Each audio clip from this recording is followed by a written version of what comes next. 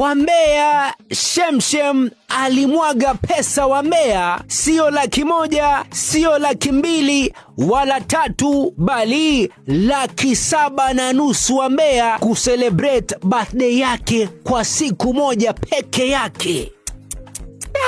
I am talking about the one and only Eve Mungai Wambea, aliyekuwa mpenzi wake Trevor, ambaye pia mpenzi wake wa sasa Wambea kwa jina Victor anamshutumu Shemshem kuwa anataka kumuua na maisha yake yako hatarini. Trevor mzee baba mzima anaona kazi safi kumnafanya na mteja wako bana Bradley.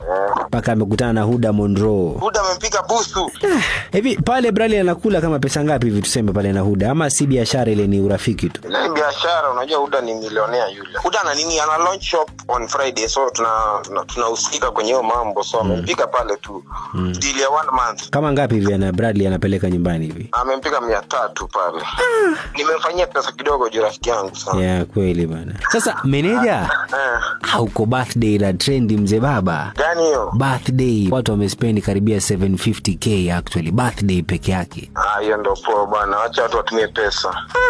Kwa hiyo unaamini kabisa pale 750k? Iko sawa, ukiwa na pesa zako tu unatumia, unafurahia. Unajua watu wanafanya kazi sana. Yeah, wanafanya kazi gani hiyo? Si watu wanafanya kazi influencing, wanachoka. Ikifika birthday unajispoil. Sio 750k si eti ni uongo, wanatu enjoy tu Wambea, kuna ukweli? Hapana, yule brand kubwa ako na pesa. Wewe unamwaminia X ana pesa kwa hiyo? Bana sana, amefanya kazi nzuri, ako na pesa bwana. So watu waache kumfuatilia.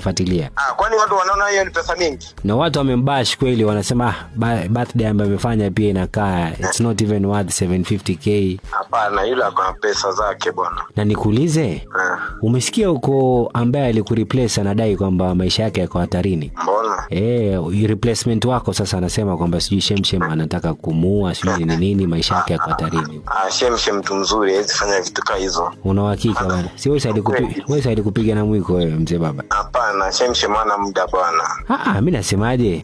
Si wewe alikutishia na mwiko? Hata ujuaje, labda na mtandao tu, utajuaje kama ni ukweli? So unasema kile ambacho ulisema wewe ni uongo dhidi yake? Hapana, mambo ya mtandao ni mengi tu, yani capture method. Mtu akikuguza sehemu unamfinya kwingine. So uenda pia pengine ulichokisema si ukweli labda. Ilikuwa mambo kitambo hiyo. Lakini Shemshem mtu mzuri, hawezi fanya vile huyo kijana anasema. Hapo unamtetea hapo? Hapo kabisa niko side yake. So sasa hivi waga mnaongea maana